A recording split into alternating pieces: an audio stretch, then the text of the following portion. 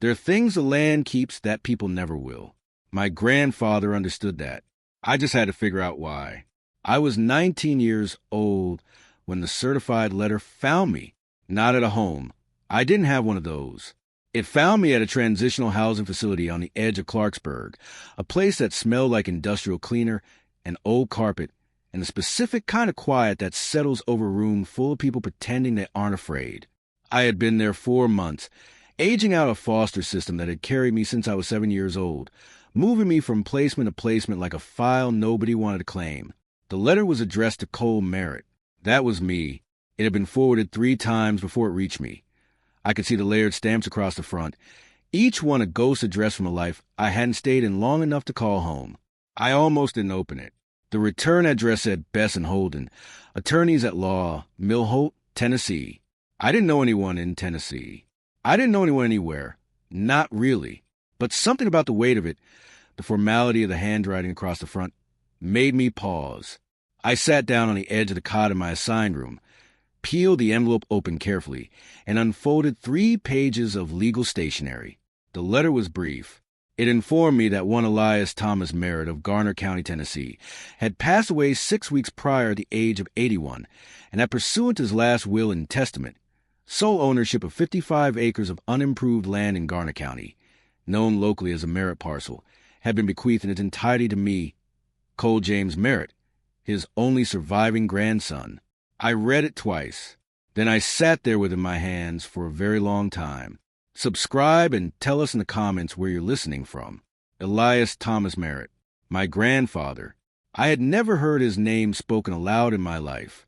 My mother had died when I was 6. A car accident on a winter road. The kind of thing that happens in an instant and echoes forever. After that, there were social workers, assessments, placements. Nobody had ever mentioned a grandfather. Nobody had mentioned anyone. I had grown up understanding, in the particular wordless way that children learn hard things, that there was no one out there for me, that the absence was total. But here was a letter from a dead man's attorney, saying otherwise. I spent the rest of that day in the library, looking up Garner County, Tennessee. It was small, 13,000 people, give or take, farmland and ridge lines, and a main street called Depot Road running through the county seat of Millholt. The county sat on the eastern edge of the state, where the land starts lifting toward the Cumberland Plateau, old tobacco country, timber country, land that had been worked and rested and worked again across generations.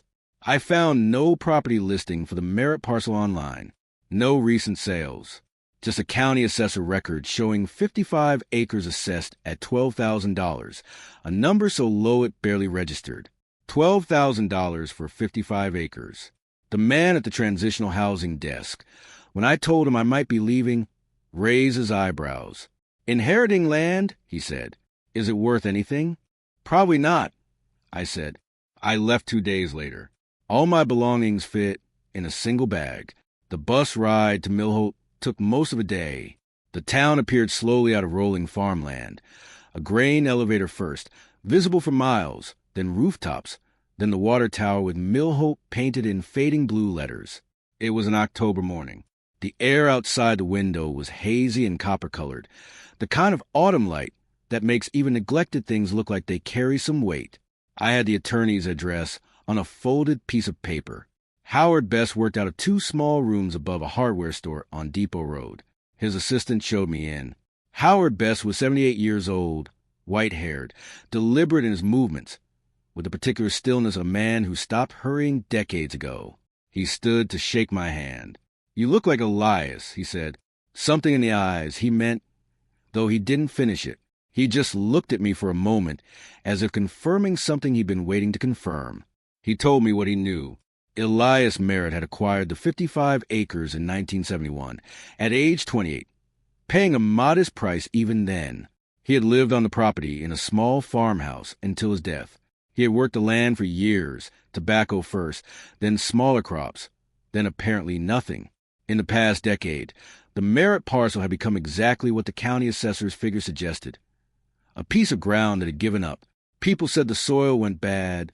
Best told me that it wouldn't grow anything worth selling. Elias never argued with them. He paused. He never argued much about anything. Why didn't he ever contact me? I asked. He knew about me? Bess nodded slowly. He knew. Your mother wrote to him when she found out she was pregnant. They'd been estranged for years, a falling out with your mother's side, complicated history. By the time he knew you existed, she was gone. He folded his hands. He spent some years trying to locate you through the system. The system wasn't cooperative. So he just left me the land. He left you everything he had. Bess said simply. The farmhouse was 8 miles outside of Millholt, down a county road that turned to gravel after the first 3 miles. I borrowed a bicycle from a kid at the motel where I'd taken a room, and rode out the following morning in the early cold, the fog still sitting low over the fields. The Merritt parcel announced itself without drama. A wire fence, a gate standing open, a wooden post with the remnants of a hand-lettered sign, Merritt, the letters barely legible beneath decades of weather. I walked the bicycle through the gate and stopped. 55 acres of nothing. That was the only way to describe it. The land sloped gently away from the road, covered in dead grass and scrub brush and the occasional stunted cedar. Sections of old fence line cut across it at angles. Toward the back of the property, maybe a quarter-mile in, I could see rocky outcroppings, limestone shells pushing to the thin soil, giving the land a broken, exhausted appearance. The farmhouse sat off to the left, small, weathered gray, roof sagging slightly on one side. A collapsed shed sat behind it. I stood there for a moment, taking it in. There was nothing to recommend this place. Nothing that looked like inheritance. Nothing that looked like anything except a piece of land that had slowly been losing a long, quiet battle against time. But I walked inside anyway. The farmhouse was dusty and cold and smelled of old wood and something faintly chemical I couldn't name. But it was intact. Furniture remained. A table, 2 chairs, a sofa with a wool blanket folded across the arm. Shelves held mason jars, old books, a row of notebooks with handwritten labels on their spines. A cast-iron wood stove sat in the corner. The kitchen had a hand pump over a deep basin. Spring-fed, I would learn later. I moved through the rooms slowly. In the back of the house, a small study, a wooden desk, a kerosene lamp, and on the desk, sitting alone in the center of the blotter, like it had been placed there deliberately, an envelope, my name on the front, Cole James Merritt. The handwriting was precise and unhurried. I sat down at the desk and opened it. Elias's first letter to me was 3 paragraphs long. He wrote without sentiment, but not without warmth. He said he understood I might have questions he couldn't answer anymore. He said the 55 acres looked like less than it was. He said the house was mine to use, and that the well was good and the wood stove was sound. Then, near the end, he wrote something I read 3 times before moving on. The land has kept something for you. I couldn't give it to you in life because I couldn't find you in time, but I built it so the land itself could hold it until you came. Don't judge what you see on the surface. Everything important on this property is underneath it. Look in the desk drawer for the journal. The journal will show you where to look and what you're looking for. I opened the desk drawer. Inside was a leather-bound notebook, dark with handling, the cover worn smooth. I opened it to the first page. This is what a man saves. Elias had written, not for himself, for whoever comes after, because the land remembers even when the people forget. I turned the pages slowly in the fading October light. What I found was not a diary. It was something more like a map, not drawn, but written, compass bearings and measurements and sketches, and observations stretching back across decades.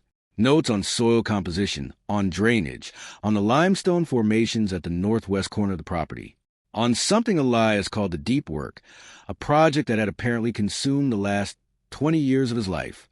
On a page dated 15 years prior, he had written, "Sealed and complete. Waiting. Cole will find it when Cole is ready." I closed the journal and sat in the silence of that small room for a long time. Outside, the light was going bronze and low across the dead grass of the 55 acres. I could see the limestone outcroppings in the distance. I thought, Elias Merritt spent his whole life on this land. He let people call it worthless. He never argued. He just kept working. I wondered what he had been working on. I also wondered how many people had already decided the answer was nothing. The neighbor to the east was a man named Earl Dawkins, lean, late 70s barn coat. Few words. He introduced himself at the fence line on my third day there, and we stood in the cold for a while, looking at the Merritt parcel side by side without saying much. That was something I noticed about Earl quickly. He didn't fill silence. He let it be what it was. Before he left that first morning, he said one thing. Elias was a careful man, he said. Careful about what he showed people. He looked at the land. Most people thought that meant he was hiding something wrong. A pause. They had it backwards. He walked off toward his own fields. I went back inside and read the journal again. The toxic figure arrives. I had been at the farmhouse for 4 days when the car came. I heard it before I saw it. Gravel moving fast, more confident than the road called for. A silver SUV, late model, Nashville plates. It pulled up in front of the farmhouse and stopped. 2 people got out. The man was around 45, broad-shouldered, wearing a canvas jacket over a collared shirt that had never seen actual field work. He moved with the deliberate ease of someone accustomed to arriving places and having them reorganize around him. The woman who stepped out on the passenger side was a few years younger, dark-haired, her expression arranged into something that fell just short of a smile. She carried a leather portfolio under one arm, and her eyes moved across the property before she finished closing the car door. "Cole Merritt?" the man said, not as a question. "That's right," I said. He extended his hand. "Marcus Coalfield. Elias was my great-uncle, which makes us, I suppose, some kind of family." He said the word family the way people say whether. Something incidental, something that happens regardless of how you feel about it. "This is my wife, Sandra." Sandra offered a nod in the direction of polite acknowledgement without looking at me directly. Her eyes finished their survey of the property. The farmhouse, the collapsed shed, the dead fields. She was taking inventory.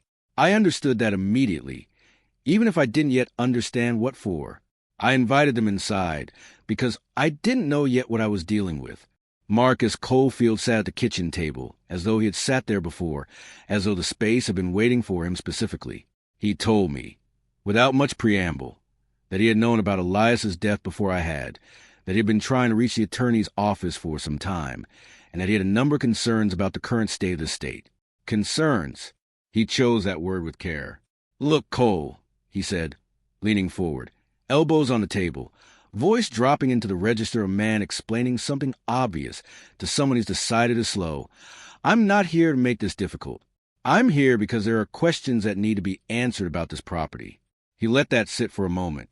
Elias was an old man. He hadn't been fully himself for some time.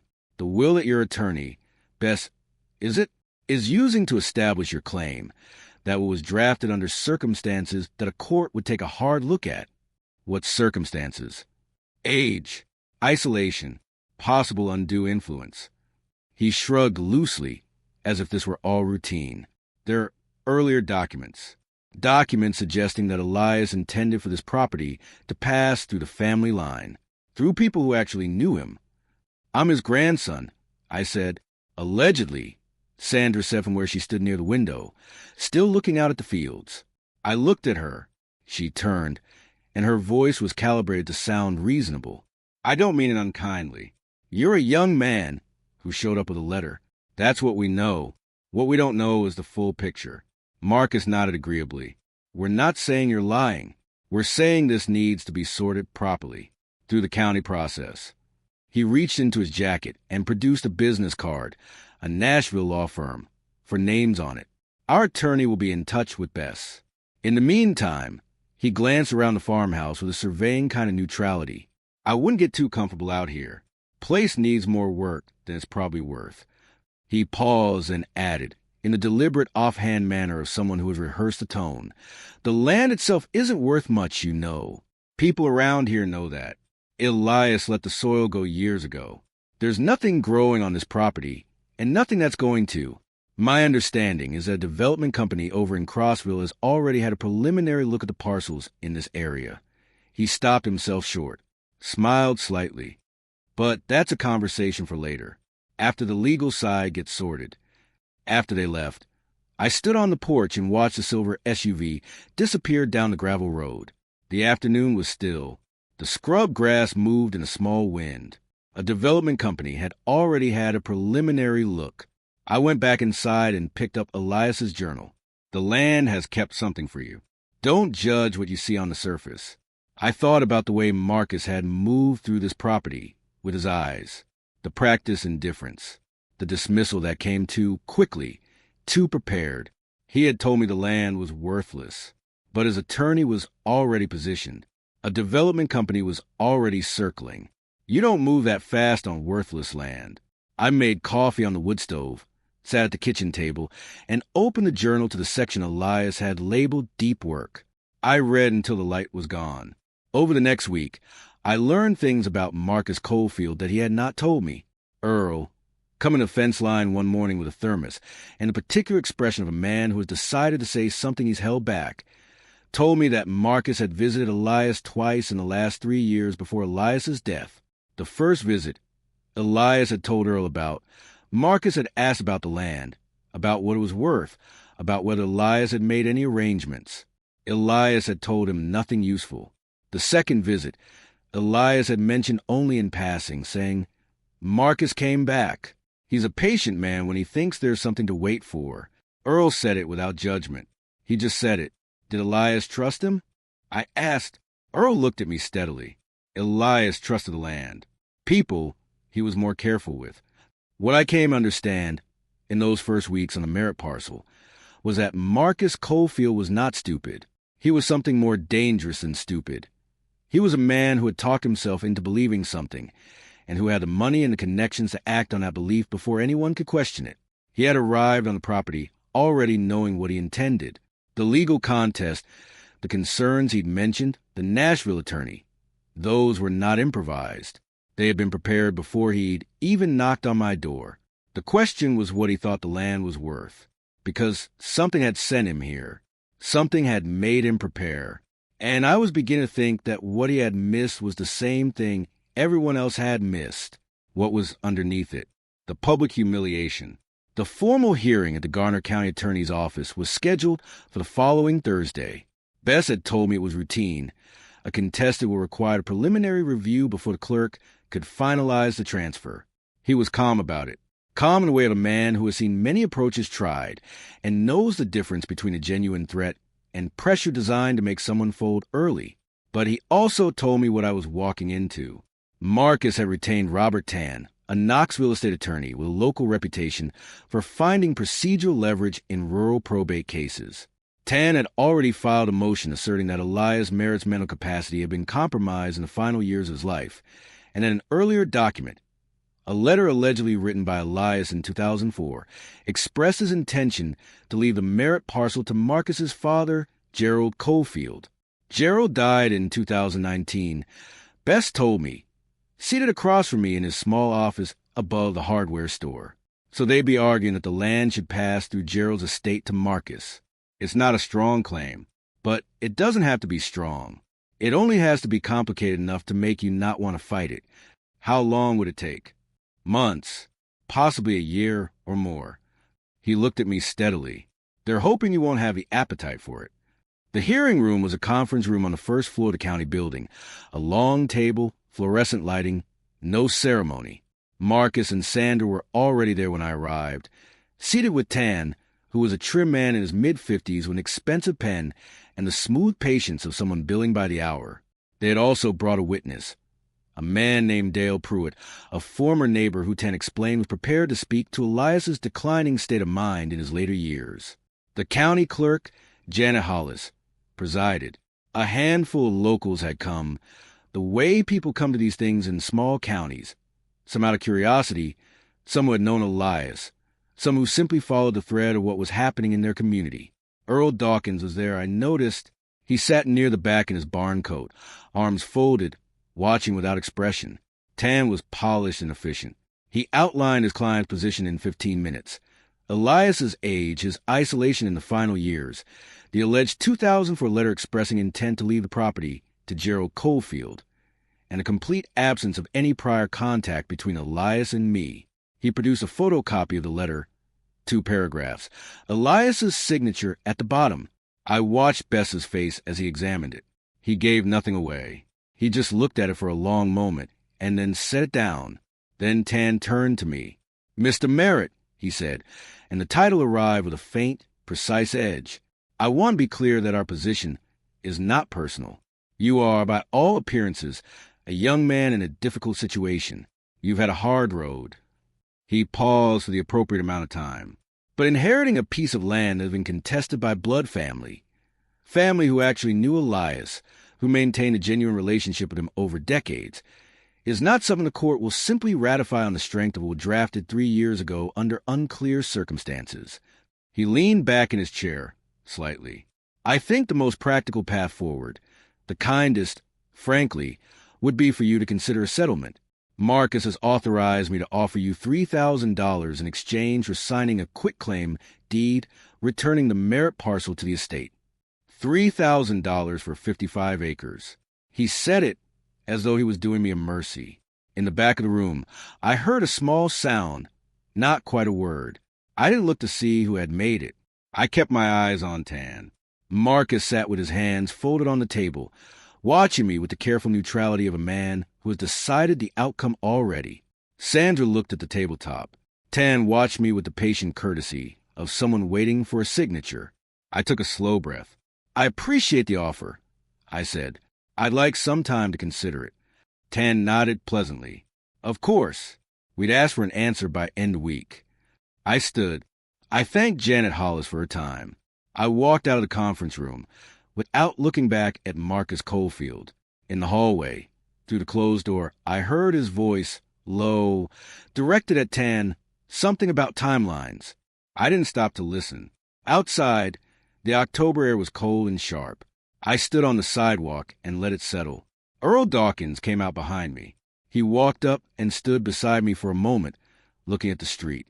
"That letter they showed," he said, "the 2004 one." I looked at him. Elias's handwriting changed after 2003. He had some trouble with his right hand. Nerve damage. Nothing dramatic, but it affected the way he wrote. Before, he wrote with a rightward slant. After, he wrote straight up and down. I've got notes he gave me about the property line. I can tell you exactly when the handwriting changed. He paused. That letter was slanted. I held that for a moment. "Best noticed?" "Best noticed," Earl said. There was a quiet satisfaction in the way he said it. We stood there for another moment. Then Earl put his hands in his pockets and turned toward the parking lot. "Come out to the fence line tomorrow morning," he said. "There's something I should have told you sooner." The investigation. I met Earl at the fence line at 7 the next morning, the frost still on the grass. He was already there, coffee in hand, looking out across the Merritt parcel the way you look at something you've looked at 10,000 times and still can't fully explain. We stood for a while without talking. Then he said, "Elias didn't let this land go. People think he did. He didn't." I waited. He deliberately made it look this way. Over a long time. Years of making sure it appeared like the soil had failed, like the drainage was wrong, like it wasn't worth farming. Earl took a sip of his coffee. I watched him do it. Didn't understand what he was doing at the time. I asked him once. He said, "The best protection for something valuable is making people believe it's worthless." The best protection for something valuable is making people believe it's worthless. I thought about Marcus Coldfield, about that silver SUV, about how quickly the Crossville Development Company had apparently been circling. What did he build? I asked. Earl looked at me for a moment. That's not something I can answer. I know he was digging. Northwest corner of the property. Had a mechanical digger out here for a couple of weeks in the early 2000s. Afterward, it looked like a collapsed limestone shelf, just rock and deadfall, like the ridge had come down naturally. Natural enough if you weren't looking. He paused. But Elias graded that area. I watched him do it. He graded it to drain away from a specific point, and then he let the brush cover it over years. He built something, I said. Whatever it is, Earl said, he built it to last, and he built it so nobody would find it who wasn't looking on purpose. I went back to the journal that afternoon and read every entry again from the beginning, this time with a purpose I hadn't had before. Elias's compass bearings, once I started to plot them on a rough paper map, formed a path, not obvious, not direct, but deliberate, starting from the farmhouse, bearing northwest, following what appeared to be natural features of the land, a particular cedar tree, the second limestone outcropping from the fence line, a dry creek bed that ran shallow for 20 yards before disappearing underground. In the journal, he had written, 16 feet past the dry run. Follow the grade down. Don't dig at the visible limestone. That's the cover. Work the east-facing face. 2 feet in from the seam. 2 days later, I had my first look at the seam. It wasn't dramatic. It looked like the natural junction between two limestone formations, a vertical crack, maybe 3 inches wide at the surface, running down about 4 feet before the rock closed it on both sides. But the soil at the base of that seam was different, compacted in a way that the surrounding ground wasn't, not settled by weather, compacted deliberately. I began digging. That's too simple a way to describe it. I dug for 3 days. The farm's old tools, a pickaxe, 2 long-handled spades, a pry bar from the collapsed shed, got used until my hands could barely close around the handles. I worked a few hours each morning before the cold seized my fingers, went back to the farmhouse to warm them at the wood stove, and returned. The limestone cap came away in sections once I understood the angle of it. Beneath it was packed earth, then gravel fill, then concrete. I hit the concrete on the 3rd afternoon. I stopped, knelt down, cleared the gravel with my hands until I had a flat surface exposed, maybe 4 feet wide, running north to south beneath me. Poured concrete, not new, but solid. No cracking, no settling. Someone had done this work with real care and with permanence in mind. I followed the edge of the slab northward, pulling gravel aside until I found it, a steel door, horizontal, flush with the concrete, with a single recessed handle and a combination dial set into the frame. No rust on the handle. Coated. The door itself was thick, the kind that was built not for a season but for decades. I stood up and looked at it for a long time. Then I went inside and called Howard Bess. I told him I had found something. I told him I needed him to come out. And I told him I needed him to bring the combination. Because Elias, I confirmed through a note in the back of the journal, had left the vault combination with Bess in a sealed envelope, to be opened only in the event that Cole James Merritt came to claim the property. Bess was quiet for a moment on the line. Then he said, "I'll be there Saturday." I called Earl, too. He said he'd come. He also said there were a few neighbors who had known Elias for years and who might want to witness this. If I was willing. "Bring them," I said. I spent Friday night in the farmhouse, reading the last 10 pages of the journal. Elias had saved those pages for a specific purpose. Not compass bearings and measurements anymore, but careful, methodical description of what was inside the vault, what he had spent 2 decades assembling, what he had protected by letting 55 acres of good land look like it was dying. I read it twice. Then I set the journal down, looked at the kerosene light, and thought about a man I had never met who had spent his entire life building something for a grandson he could not find. The solution. Saturday morning was clear and cold with a hard blue sky, and the smell of frost lifting off the grass. By 9 o'clock, 7 of us stood at the northwest corner of the Merritt parcel. Howard Bess, Earl Dawkins, Dale Hearn, the county surveyor, whom Earl had called, knowing that whatever we found would need proper documentation. Janet Hollis, the county clerk, Earl's neighbor Roy Sims, a woman named Paulette Marsh, who had been one of Elias's occasional buyers back when he still sold small crops, and me. I had cleared the rest of the limestone cap the day before. The concrete slab was exposed, the steel door fully visible, and every one of them stood looking at it for a moment without speaking. Bess unsealed the envelope. He read the combination to himself, then knelt beside the vault door. His hands were steady. He worked the dial, right, left, right. A final click. He pulled the handle. The door opened outward on hydraulic hinges. Smooth, slow, counterbalanced. A breath of different air came up from below.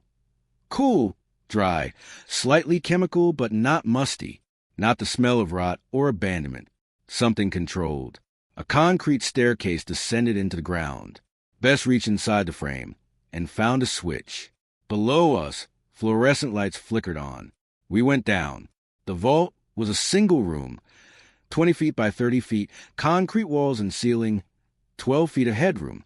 It held 4 distinct things, and I will describe them in the order we encountered them. The first was the seeds. Along the north wall, floor to ceiling, sealed aluminum containers, each the size of a coffee can, labeled in Elias's handwriting. Hundreds of them. Behind them, in a larger rack, sealed foil packets, vacuum sealed, numbered and cross-referenced against a laminated catalog mounted on a clipboard. Elias had been a seed saver his entire adult life. He had collected and preserved heirloom varieties, crop plants mostly, but also medicinal plants, regionally specific varieties that had been grown in this part of Tennessee for generations and then vanished from commercial circulation. Some of the containers were common enough. Many were not. Several, as Dale Hearn noted after examining the catalog, corresponded to varieties that agricultural databases listed as functionally extinct in the trade. Paulette Marsh stood looking at the catalog for a long time without speaking. She had been a master gardener for 30 years. I watched her face as she moved down the list. "Do you understand what this is?" she said finally. "Tell me," I said. "There are 3 varieties on this list that the University of Tennessee Agriculture Extension has been actively looking for 15 years. There was a grant attached to it." She looked at me. Elias had them the whole time. He had all 3. She shook her head slowly. He preserved them and let the world think they were gone. The second element was a support system along the south wall, a battery-powered dehumidifier, temperature gauges, a backup generator, a solar charging array that Elias had disguised, Earl later confirmed, as a collapsed equipment rack at the far edge of the property. The room was 52 degrees. Stable. Intentional.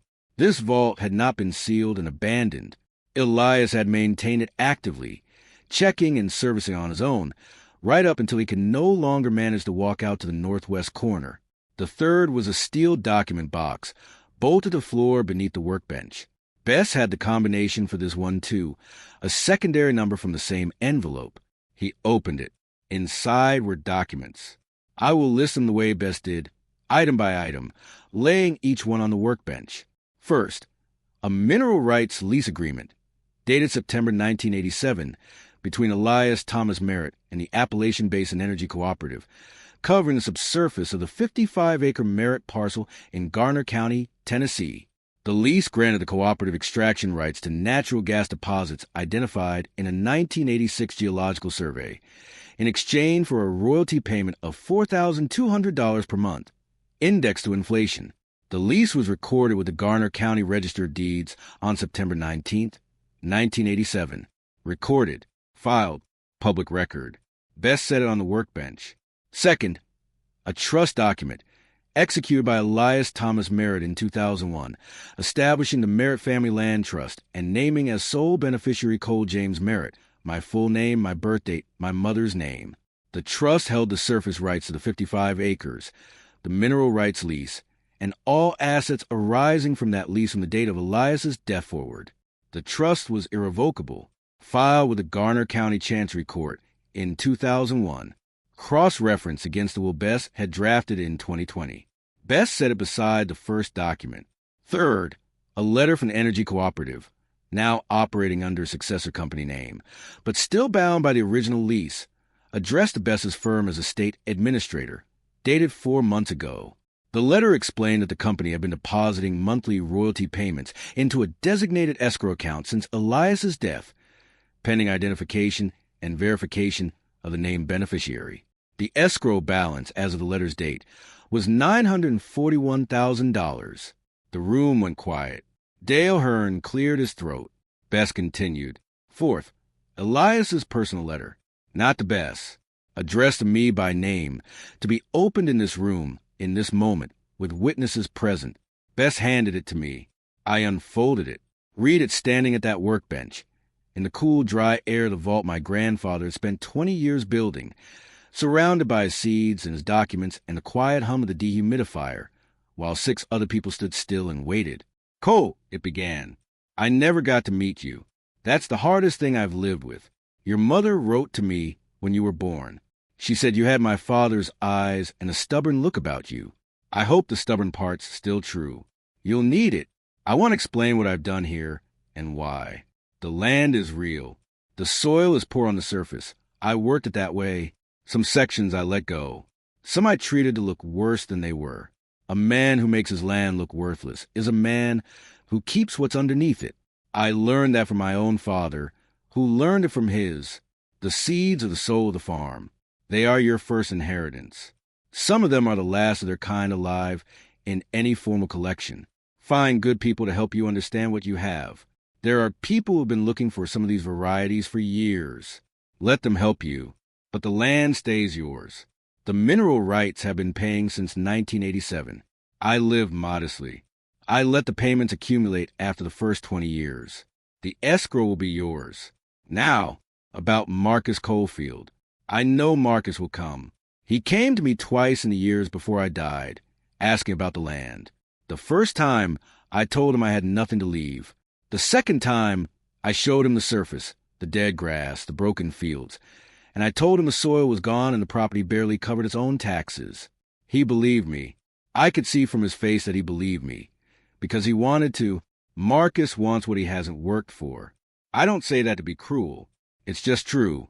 There is an older letter he will try to use. I don't know how he obtained it. What I know is that I did not write it. My handwriting changed substantially after a hand injury in 2003. Any letter attributed to me after that date and written in my old hand should be examined carefully. Howard Best has the combination. Howard Best knows what to do. Trust him. The land is yours, Cole. It always was. I just needed to keep it alive long enough for you to find it. Elias, if this story is moving you, hit the like button and turn on the bell so you never miss another story like this one. The Breakdown. Dale Hearn was the first to speak after I finished reading. He did the way a surveyor does everything, plainly and in sequence. The mineral rights registration is recorded September 19th, 1987. I can verify this at the Register of Deeds in under an hour. He looked at Bess. The trust document was filed to the Chancery Court in 2001. Case number and filing date on the cover page. Dale nodded once. Then there's no legal ambiguity. He turned to Janet Hollis. None at all. Janet Hollis had been studying the documents on the workbench without touching them. She looked up. The 2004 letter. The one Tan produced at the hearing. I noticed the handwriting at the hearing, Bess said quietly. I'll say what I noticed in the appropriate context. That Tuesday, Bess called Tan's office. He did not explain. He simply said that new evidence had come to light regarding the Merritt estate and that Marcus Coalfield and his representative were invited, not required, not summoned, invited, to come to the Merritt parcel the following Friday at 10 in the morning. I do not know exactly what Tan told Marcus. I do not know what Marcus told Sandra on the drive from Nashville, but they came. Same silver SUV. They arrived to find 7 vehicles already parked along the fence line.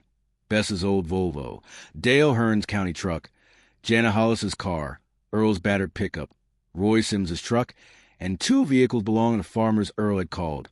Men who had known Elias for decades, who had watched people dismiss his land for years, who had come because Earl told them they would want to witness this. Marcus stepped out and looked at the gathering. I saw it on his face, the first genuine uncertainty I had seen there. Something had shifted between the hearing and this moment. Sandra got out and stayed close to the car.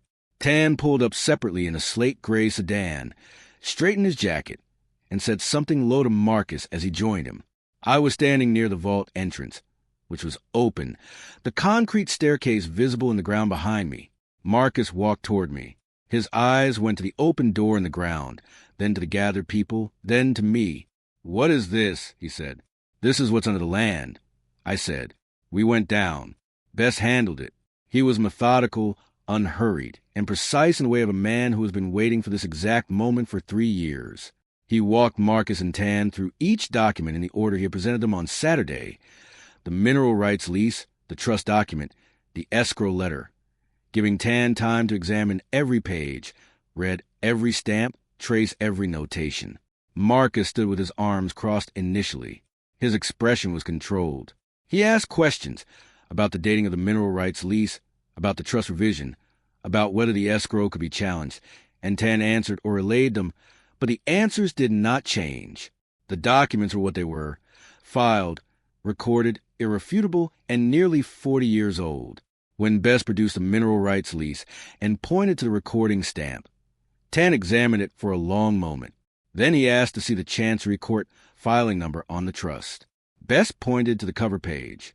Tan clicked his pen shut and put it in his pocket. Marcus's expression had changed. The deliberate authority was gone. Something more uncertain had settled into the space where it had been. He looked at the seed racks. He looked at the document box. He looked at the ceiling of the vault. Then, finally, he looked at me. "This has been here," he said, "this whole time." "Yes," I said. He could have told me. Something had shifted in his voice.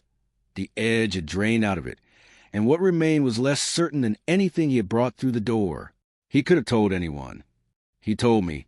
I said he just couldn't reach me in time. Sandra came down the stairs quietly then and stood at the edge of the room. She hadn't spoken since they arrived. She looked at the seed containers on the north wall. She looked at the documents on the workbench. Then she looked at her husband with an expression I recognized. The look of someone who has known for a long time that a particular day was coming. "Marcus," she said. He didn't look at her. "Marcus." Quieter, but with more weight behind it. "Stop." Tan cleared his throat and caught Marcus's eye. He gave a small, barely perceptible shake of his head. Then he turned to Bess. "I'll need time to consult with my client." "Of course," Bess said pleasantly. Tan and Marcus moved toward the staircase and went up. Sandra stayed where she was. She was looking at the trust document, specifically at the line, "Cole James Merritt, sole beneficiary." Then she turned to me. Her voice, when she spoke, was very quiet. "The letter they showed at the hearing," she said. "The 2004 letter." I waited. Marcus found it in his father's things after Gerald died. His father had told him for years that Elias had intended the land to come to their side of family, that there was a letter proving it. She paused. "I never saw the original. Marcus told me it was a copy because the original had been lost." She looked at the floor. "I told him that wasn't right, that we should look harder before going to an attorney." "He didn't want to wait," I said. She looked up at me. "He genuinely believes he has a claim. He's believed it for 30 years. His whole life, he heard that Elias had land that should have come to them. He just decided he was the one it should come to." Her voice thinned slightly. "I'm sorry for what we put you through, for the hearing, for all of it." Upstairs, Marcus and Tan were talking. I could hear them through the concrete ceiling. Not words, just the rhythm of a conversation that was going one direction. When Marcus came back down, he looked different. Smaller in the space he occupied, not physically, but in the authority he had carried into every room since I had met him. He stood at the bottom of the stairs and looked at the seed wall for a moment, then at the workbench, then at the floor. "Elias never trusted me," he said. It didn't sound like an accusation. It sounded like something he had been carrying for years and had finally decided to set down. Did he have reason not to? I asked. Marcus exhaled slowly. "My father borrowed money from him a long time ago. Never paid it back. Elias never asked for it. Just stopped coming around after a while. Stopped being family." He pressed his lips together. "My father told us the money was why Elias owed us something. That Elias had taken advantage when he shouldn't have. I believed him." He paused. "I believed him for 30 years. In the back of the room, Earl Dawkins, who had stood in silence the entire time, said nothing, but I saw him nod once, slowly. Maybe he was wrong," Marcus said, quietly, to no one in particular, "about what Elias owed us." He looked at me for the first time in this room with something that wasn't strategy in it. Just a man looking at another man after a long and unnecessary war. "What do you need from me?" he said. "The new stewardship." What I needed from Marcus Coldfield was simple, and I told him so plainly. I needed him to formally withdraw the contest of the will. I needed him to acknowledge the legitimacy of the trust and the mineral rights documentation. I needed him to sign a statement prepared by Bess, brief, specific, irrevocable, withdrawing all competing claims to the Merritt parcel in perpetuity. That was all. I did not pursue the question of the 2004 letter. Bess laid out the grounds for me the following morning. the handwriting inconsistency, the circumstances of production, the absence of any original. He told me clearly what avenues existed and what pursuing them would likely yield. I heard him out. Then I told him I was not going to pursue it. Best studied me for a moment across his desk. Then he nodded. Elias would have done the same, he said. Marcus signed the withdrawal statement that Monday at Bess's office, with Janet Hollis present to notarize. He and Sandra left Millholt that afternoon. I watched the silver SUV turn off Depot Road from the window of Bess's office. I did not feel triumph. Exactly. I felt something closer to the particular exhaustion that follows a long, unnecessary thing finally being finished. The first call I made the following week was to the University of Tennessee Agriculture Extension Office in Knoxville. Paulette Marsh had given me the name of a researcher there, Dr. Renata Lyle, who had spent years working specifically on heirloom crop preservation in the Appalachian region. I explained what I had. There was a silence on the phone that I recognized even through an unfamiliar medium as the sound of someone not quite believing what they're hearing. Dr. Lyle drove out to property 2 weeks later with 2 colleagues. They spent 4 hours in the vault, cataloging in silence, occasionally speaking to each other in low, careful voices. When they came up, Dr. Lyle sat on the concrete at the edge of the vault entrance and looked out across the 55 acres. "Do you understand what he preserved?" she said. "I'm beginning to," I said. "There are 11 varieties in that collection that are functionally extinct in any formal preservation system. 3 of them were varieties my department had active research grants looking for." She stopped. "We had declared one of them gone 6 years ago. We stopped looking." She shook her head. "This man saved them. Alone. Out here. For decades." We worked out an arrangement over the following weeks. The university would partner with me to formally catalog and document the Merritt collection, establish an official seed preservation record, and continue the preservation work. The seeds would stay on the property. A climate-controlled building, built to university specifications, funded jointly by a research grant and the royalty income now flowing from the resolved escrow, would be constructed to house and protect them properly. Dr. Lyle would lead that work. I would be there for all of it. The mineral rights situation process, cleanly once the trust was properly activated. The Energy Cooperative's escrow was released within 30 days of receiving the trust documentation. $941,000 deposited into a trust account in my name. I did not spend it quickly. I sat with it for weeks before I decided what to do, or rather, how to begin doing the many things that needed to be done. The farmhouse needed restoration, not rebuilding. New roof, wiring, a proper water system connected to spring. I hired local tradespeople, men and women who had grown up in Garner County and knew how to work with old structures without erasing what they were. It took 4 months. When it was finished, the house looked the way it probably looked when Elias was young. Modest, solid, cared for. The 55 acres was more complicated. The surface soil in the sections Elias had deliberately depleted was genuinely thin. Shallow-rooted scrub had taken hold, and the top layer had eroded in places over decades of neglect. But beneath, as Dale Hearn's soil survey confirmed, the deeper layers were intact, nutrient-rich, well-draining capable. The land had not given up. It had been made to look like it had. I started small. I cleared 2 acres near the farmhouse and planted from the vault's hardy varieties. Not to sell, not yet, but to grow, to prove the soil could do it. To see with my own eyes what Elias had known the land was capable of.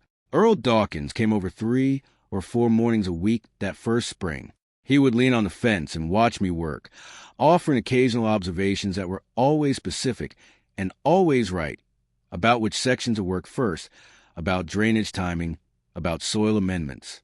He never inserted himself. He just came and watched and said something useful when something useful was worth saying. One morning in April, with the first green pushing to the cleared rows, he walked out into the field and stood beside me. "You know what Elias used to say about this land?" he asked. I shook my head. He said the soil remembers what it grew. If you treat it right, it'll reach back and remember on its own. Earl looked at the rows. I always thought he was being poetic. Was he? Earl smiled just slightly. Probably both. In the spring, I asked Bess to help me establish a small charitable account. Locally focused, agricultural, no name attached to it. Not large, not dramatic. Just a fund that would quietly help Garner County farming families cover costs during bad seasons, pay equipment repairs they couldn't afford, stay on their land when the numbers stopped working. Earl knew one family immediately. Then two more. I did not announce it. I did not put my name on it. That part felt like Elias, too. Thank you for staying with us all the way to the end. Don't forget to subscribe and check out the other stories on screen right now.